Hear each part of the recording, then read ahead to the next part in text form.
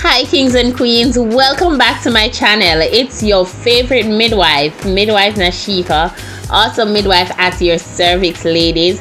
Please don't forget to subscribe, turn on your notification bell, leave a comment, like this video and share it with someone.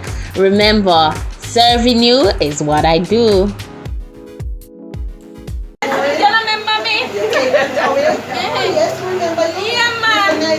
Girl. Yeah, I remember last time I did seminar and I come back here. I mean, I know me get catch, but I lost one this nurse. Alright,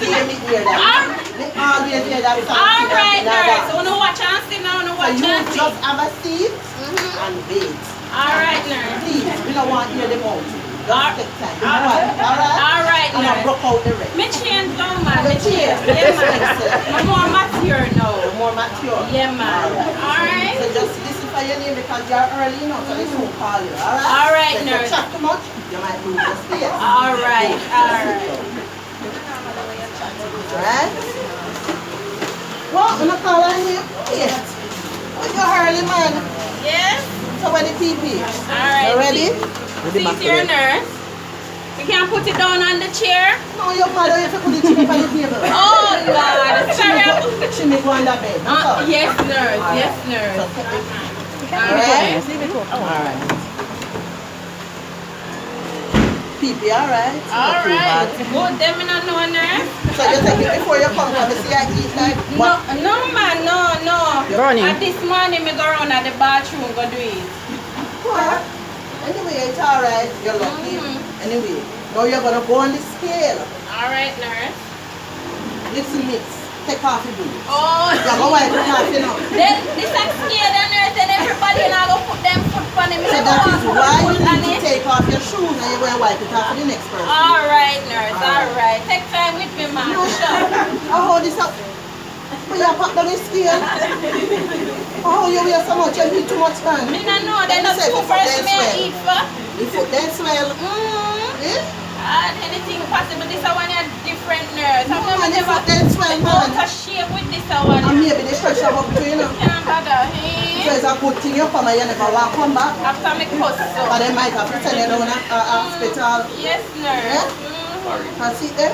Your foot then swell. Only for things with that one. You could have just seem like when crosses Cooper see and see him. No, you can't. You don't know him, nurse. Don't take up him. You don't know him. I'm going to tell the baby send my crosses when he born. No, but we just have to see him like him Cooper. I see him when you're trying to tell him say my crosses like him what this Cooper. Alright. Alright, so when you finish with you, alright, so you need to go back out now and have a seat. So where the nurse? Does she not come yet? To the nurse here, the nurse. You see how quick I get through? Okay. Just sit down 1 minute. Alright. Thank nurse, you. we have one nice lady out here and we don't want you to drop out the rest. You hear? So I'm going to ask you that you see her as soon as possible. She's just number 2. Yeah. Alright? You ready for her? Alright. Alright, that's my time now. Yes. Alright. Morning, nurse. Walk on. You alright? Yes, alright. Alright. So, you know that, so what I must do? Remember we're playing nurse and you're the nurse and I'm the patient. Alright. So, I must take off all my clothes now, nurse, and go on the bed. You're going to examine me, right? Yes. Right. And so, all of my clothes, nurse, I mean all my brassiere and my pants, oh, Lord, then, no, that's why I never want to come back to this update, no, stop. I can't bother with them, I thought me, I'm a big woman, no, stop. I can't bother. Right. And so, nurse, you're going to check my vagina and my bottom too? Everything. From top to bottom. And so you comfortable with that, nurse? Yes, that's my job. That is a part of my job. That is a part of what I do. Right? Alright.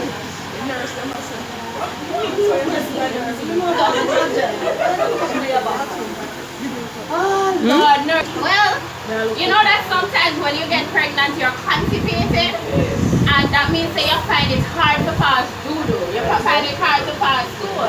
And because of the constipation, you might have one little thing that we call a pile. And if pile is present, the more you force, the possibility exists that that pile can rupture, meaning you can start bleeding from that.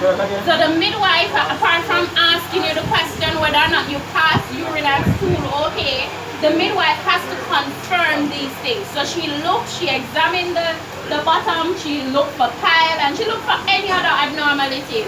Because as well as pile, you can also have veins forming in your bottom, right? And if those rupture, it can lead to bleeding, and we don't want you to be pregnant and bleeding from anywhere at all, right? So she needs to see that in order to advise you properly on what to do, all right?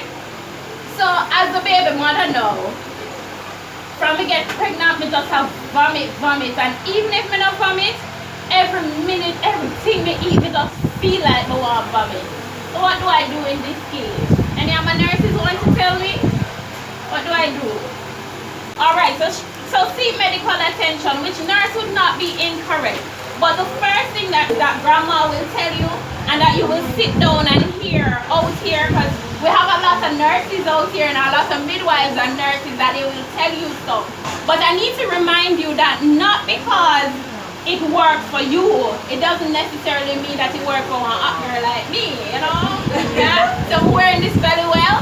But so before you seek medical attention for like nausea and vomiting, some of the things we say that you're supposed to do that we know help for majority of the person is that one, when you're getting up in the morning, we say don't get up out of the bed. You know, like all me, when we get up and realize at 6 o'clock, when at 5 o'clock, me really want to get up, and you just get up out of the bed and you go bathroom and you go and make the tea. You don't get up that fast. When you get up, you sit down in bed and you allow yourself like a little 5 minutes break to kind of ease up, to kind of sit up straight, allow your stomach to settle a little bit. Also, I know it might not be ideal, but say you have a bigger child, or your spouse is at home, or you can just sleep with thermos. You can sleep with thermos at your bedside, so that when you get up in the morning, you can have a little bit of minty and crackers to eat and to sip. That tends to help the nausea and the vomiting. Also, that is why even as a midwife, I'm one of them who won't judge you. I will say to you, Pepsi is not good for you, caffeine is not good for you, sweet drink, soda is not good for you. But you know what? Because I have experience as a mother and being pregnant, I can say to you, I've been there. So pregnancy is like that. Like I said, what works for you might not necessarily work for me. We try to be as healthy as possible. Alright? So as well, going back to the nausea and the vomiting, you're going to avoid things that are greasy things. Right? Am I correct? You avoid greasy things because the greasy things might also cause your stomach to burn. You know, you talk about chest burn, and every time your bed sheets feel like pepper. That is right, coming up right here. So greasy and spicy things, you avoid those things. And for usually the nausea and the vomiting occurs within the first trimester. And pregnancy, we divide pregnancy into trimester. You have how many trimesters? 3 trimesters. And so the first trimester is usually the first 3 months of pregnancy.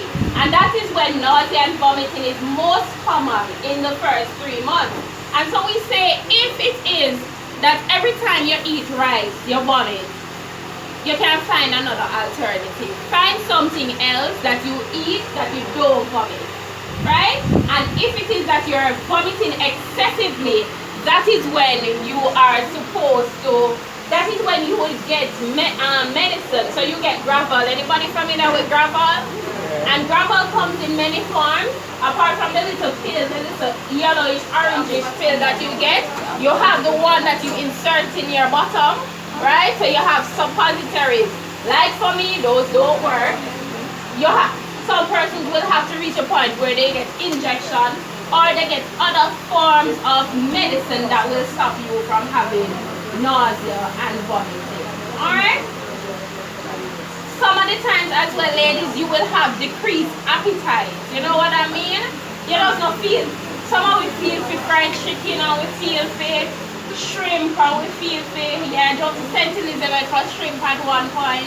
You feel for fish, and you feel for all of these things, right? Others of us, we just don't, when you get pregnant, you're not sad, you're not depressed, but you just don't feel like eating. You're going to follow that feeling? You're going to try eating, and then when you try eating, because you know that you're not feeling for anything, you know what you're going to do? Try things that are healthy. So for example, you don't feel like drink one box milk and see if it will it will work. And you cannot overfeed yourself. No, you're not eating for two.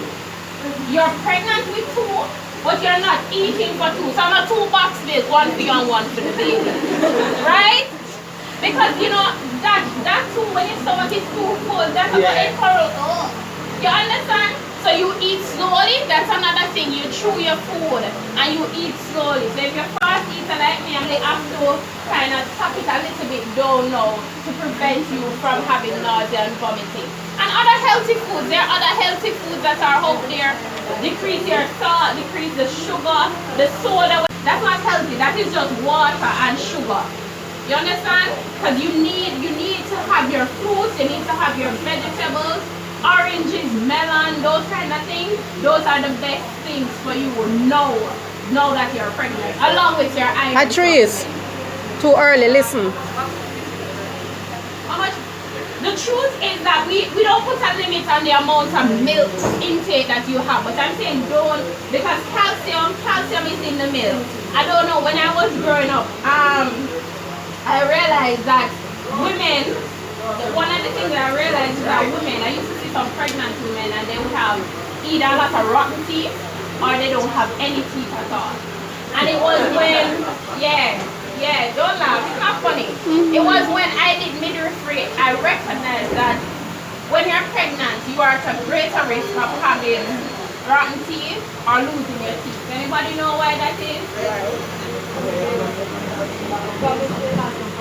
The baby is rapidly, remember, said this little something, this little bit of cell, and remember I moved from nothing to something, you know, that if you even have one iron, one calcium, the baby, when we were going to midwifery school, they refer to the baby as a parasite.